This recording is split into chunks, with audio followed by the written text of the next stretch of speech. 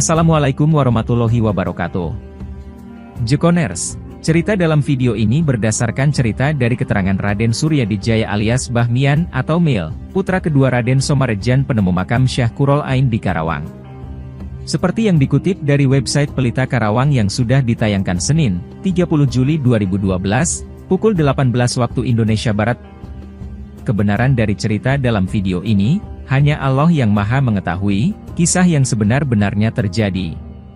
Wallahu a'lam bishawab.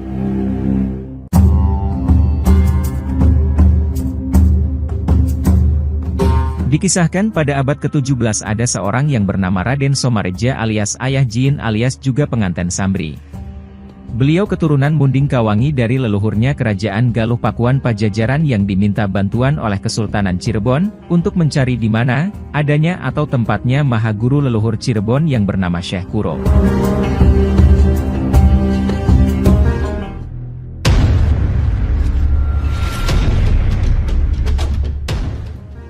Setelah adanya permohonan dari Kesultanan Cirebon tersebut, Raden Somareja dengan membawa pengawalnya dari Kesultanan menuju ke arah barat yaitu, ke daerah Cianjur, lalu, ke Bogor yaitu, ke Dusun Citeurep menemui Pangeran Sake turunan dari Syekh Maulana Yusuf dari Banten. Kemudian, Raden Somareja menceritakan maksud dan tujuannya, di tempat itulah, Raden Somareja mendapat ilham untuk melanjutkan pencariannya ke daerah Karawang hingga sampailah di Kuta Tandingan. Di lokasi tersebut, beliau bertemu dan disambut baik oleh Eyang Sarpi. Karena Raden Somareja orang yang baik hati dan cerdas, oleh Eyang Sarpi diangkat menjadi menantu atau dinikahkan dengan salah seorang putri angkatnya yang bernama Nyai Anisa. Pernikahan Raden Somareja dengan Nyai Anisa dikaruniai 3 putra yaitu 1. Raden Suryadireja alias Dejayin, 2. Raden Suryadijaya alias Mian, 3. Raden Suryawijaya alias Embeh. Dari ketiga turunan inilah, yang telah menurunkan para pemimpin desa Pulau Kalapa dan pengurus makom Syekh Qurol. Sejak punya anak pertama Raden Suryareja alias Dejayin, maka Raden Somareja disebut ayah Dejayin dan Nyai Anisah istrinya disebut Ma ini. Eyang Sarpi sebagai mertua dari Raden Somareja, mengingatkan agar Raden Somareja segera melanjutkan perjalanannya. Seterusnya, Somareja beserta keluarga dan para pengawalnya, melanjutkan lagi ke daerah Karawang sebelah utara hingga sampai ke salah satu perkampungan yang disebut Pulau Kalapa pada tahun 1850. Kemudian, Raden Somareja membuka rawa-rawa belantara menjadi lahan pertanian yang subur. Namun pada sewaktu pengelolaan lahan tersebut, ada sesuatu yang aneh, di suatu lahan yaitu, di Tanah Timbul. Karena di situ selalu banyak binatang-binatang buas dan berbisa, seperti ular, harimau dan sebagainya, bahkan, di tempat itu setiap malamnya, terlihat oleh Raden Somareja selalu munculnya cahaya yang bersinar. Juga para pengikut Raden Somareja pun ketika membuka lahan tersebut banyak yang sakit. Raden Somareja semakin penasaran dan berniat untuk meneliti tempat itu, tetapi setelah ada niatan tersebut di setiap tidurnya, ia selalu bermimpi dan melihat seorang ulama besar yang berpakaian jubah putih memegang tasbih, sedang bertawasul dan berzikir kepada Allah Subhanahu wa Ta'ala.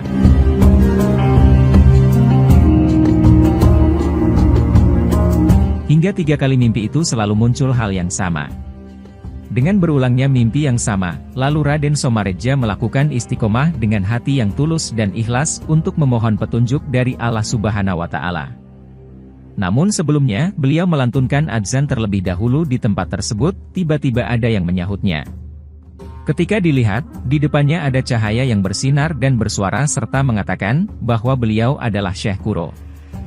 Tepatnya persis di atas tumpukan bata-bata yang ukurannya tidak sama dengan bata biasa, dan tempat itu sampai sekarang disebut Keramat Pulau Bata. Atas temuannya itu, Raden Somareja langsung melaporkan ke Keraton Cirebon, sekaligus ingin adanya saksi atas temuan itu. Sehingga, Sesuhunan Cirebon mengutus juru kunci Astana Gunung Jati yakni Kiai Talka atau Kiai Tolakoh untuk segera pergi ke tempat di mana temuan Raden Somareja tersebut. Kiai Tolakoh dan Raden Somareja setelah sampai di Pulau Bata, ternyata di tempat yang sama itu masih ada cahaya yang bersinar dan terbayang dan seseorang yang berpakaian jubah putih memegang tasbih yang sedang berzikir.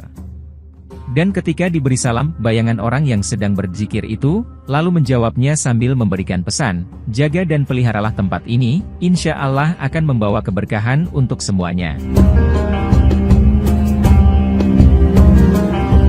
Setelah itu, bayangan dan sinar tersebut menghilang tanpa wujud. Pada waktu itu, bertepatan pada hari Jumat malam Sabtu Kliwon akhir bulan Rewah, atau Syaban tahun 1277 H, 1859 M. Sejak itu, Raden Somareja dan Kiai Talka melaporkan temuan tersebut ke Kesultanan, sehingga para ulama keraton Cirebon berkunjung ke tempat tersebut, untuk melakukan istighosah bersama, dan ternyata semua sependapat dan meyakini, bahwa di tempat itulah, keberadaan makam karomah Syekh Kuro. Kemudian tempat itu diberi tanda, dengan membawa batu jahul, batu nisan dari Cirebon.